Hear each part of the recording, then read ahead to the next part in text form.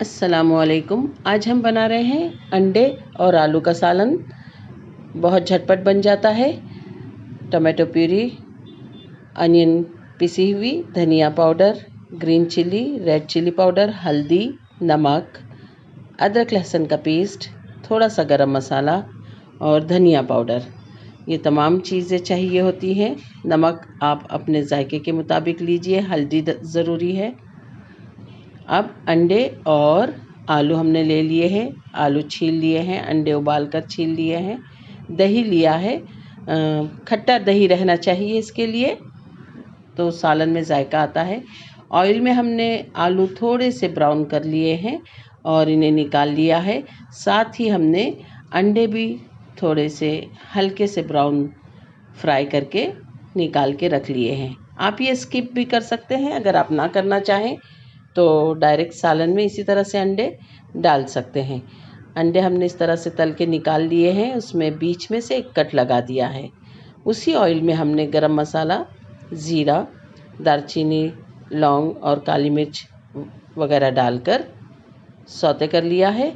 अब इसमें हम डालने लगे हैं पिसी हुई प्याज और अच्छी तरह से भून लेना है। ये बार बार नीचे लगने लगती है, तो थोड़ा थोड़ा पानी की छींटें देकर उसे भूनते रहिए। जितना अच्छा आप इसे भूनेंगे उतना अच्छा आपका ग्रेवी बनेगा।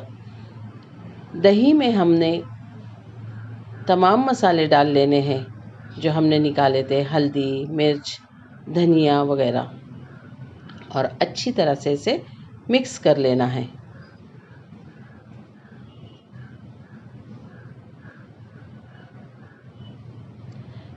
तमाम मसाले हमने दही के अंदर अच्छी तरह से मिक्स कर लिए हैं। चाहिए तो इसमें थोड़ा सा पानी भी मिला सकते हैं। अब प्याज जो हमने लाल करने के लिए रखी है, उसमें हमने हरी मिर्चें जो कट करके रखी है वो डाली है। तीखा जायका तेज़ जो आपको चाहिए आप अपने जायके के मुताबिक डालिए। अदरक लहसुन का पेस्ट डालकर भूनना है। इस ग्रेवी का मज़ा तभी आएगा जब इस पर भूनने पर मेहनत करेंगे, वरना ग्रेवी से पानी अलग छूटने लगता है प्लेट में जब शोरबा डाला जाता है तब। तो इस तरह से नहीं होना चाहिए। अब इसी प्याज में टमाटो डालकर भूनेंगे और खूब अच्छी तरह से भूनेंगे। जब भी आपको एहसास हो कि ये नीचे लग रहा है तो पानी की छींटें देते जाइए और इसे भूनते जाइए उस वक्त तक जब तक कि ऑयल सरफेस पर ना आने लगे। यही इसका मतलब होता है कि मसालों का पानी सूख गया है और मसाला अच्छी तरह से भुन गया है। अब इसमें हमने जो दही मिलाकर मसालों में रखा है वो डालेंगे। अब एक बार फिर इसकी अच्छी तरह से भुनाई होगी। कच्चेपन की खुशबू नहीं आना चाहिए। आप मिर्च और नमक इस स्टेज पर चखेंगे। अब हमने तले हुए आलू डाल लेना है और इसके बाद भी इसे काफ़ी भूना जाएगा, क्योंकि आलू गलने के लिए भी थोड़ा थोड़ा पानी डालते रहेंगे और भूनते रहेंगे।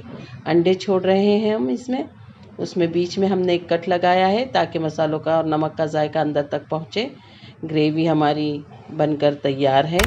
अगर आपको पसंद आए तो लाइक सब्सक्राइब ज़रूर कीजिए। अल्लाह ताला आपके दस्तरखान पर बहुत सारी बरकतें और नेमतें अता फ़रमाएँ। दुआओं में याद रखिए।